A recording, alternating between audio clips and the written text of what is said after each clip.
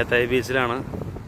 ഇവിടെ ഒരു fishing boat ഉണ്ട്. അതിൻ്റെ പിറകിൽ ഒരുപാട് പരുന്തും അതുപോലെ തന്നെ കൊക്ക് പോലത്തെ ഒരു തരം പക്ഷി, എന്ത് പേടാന്ന് എനിക്കറിയില്ല. അവർ വല വിരിക്കുമ്പോൾ ചാടണ മീനില്ലേ, അതിന് ഇരയാക്കാൻ വേണ്ടി നിൽക്കുക. മാത്രമല്ല ഈ പറഞ്ഞ പരുന്ത് ആ വെള്ള കളറിലുള്ള ബേഡ്സിനെ തിന്നുകയും ചെയ്യും. റാഞ്ചാനം നിൽക്കുന്നത്. അപ്പോൾ അവർക്ക് അവിടെ നിന്നൊക്കെ മീൻ കിട്ടുമ്പോൾ താഴ്ന്ന് പറഞ്ഞ് എടുത്തുകൊണ്ടിരിക്കുക. ഇവിടെ പുളിമുട്ടുണ്ടാക്കിയിട്ടുള്ളത് ഓരോ ദിവസം ചെല്ലുന്തോറും തകർന്നു പോയിക്കൊണ്ടിരിക്കുക. കരയുടെ പവറുകൊണ്ട്. ഈ ബോട്ട് വല വീശിയിട്ടുണ്ട്, വട്ടന ഇട്ട് വന്നിരിക്കുക. അതിൽ നിന്നുള്ള മീനുകളെ പറക്കി തന്നെ പരുന്തുകളുടെയും ബേഡ്സിൻ്റെയും പരിപാടി.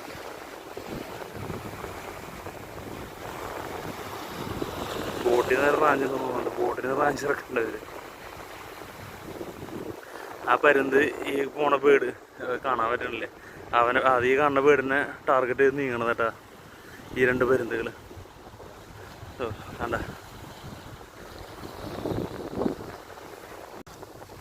ഒരു ബോട്ട് അവിടെ നിർത്തിയിട്ടിരിക്കുന്നു, വലയിൽ മീനൊക്കെ കൊടുക്കാൻ. വലതെ വലിത് കെട്ടണം. കണ്ട ഇത് കയർ വെച്ച് വലിച്ചു തുടങ്ങി.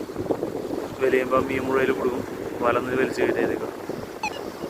അപ്പോഴാണ് ഈ പരുന്തുകൾ വീണ്ടും നടക്കുന്നത്.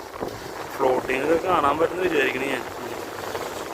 ആ കാണുന്നത് ഫ്ലോട്ടിങ് ആണ്, അതായത് വല പൊങ്ങി കിടക്കാൻ വേണ്ടിയിട്ടുള്ള ഫ്ലോട്ടിങ് ആണ്. അവിടെ ഒരു ഓറഞ്ച് കളറിൽ കളർ ഡിഫറൻസ് ഉണ്ട്. അവരുടെ പല ഓറഞ്ച് കളറാണെന്ന് തോന്നുന്നുണ്ട്. അവിടെ കിടക്കുന്നുണ്ട് രണ്ട് ബോട്ട്, ഒരു വലിയ ബോട്ടും എൻ്റെ കുഞ്ഞി രണ്ട് ബോട്ടുകളും.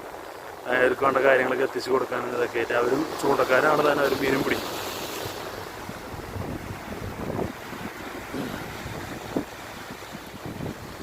എന്തായാലും വല വരച്ചു തുടങ്ങിയിട്ടുണ്ട്. ഇപ്പോൾ കാണുന്ന പ്രോസസ്സാണ് വല വലിക്കുന്ന പ്രോസസ്സ്.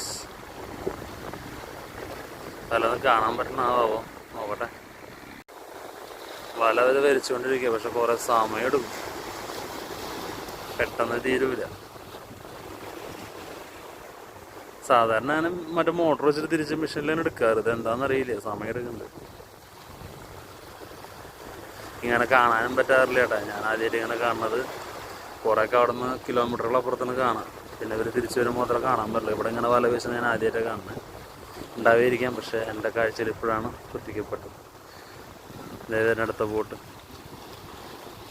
ഇതിനേക്കാളും വലിയ ബോട്ടത്.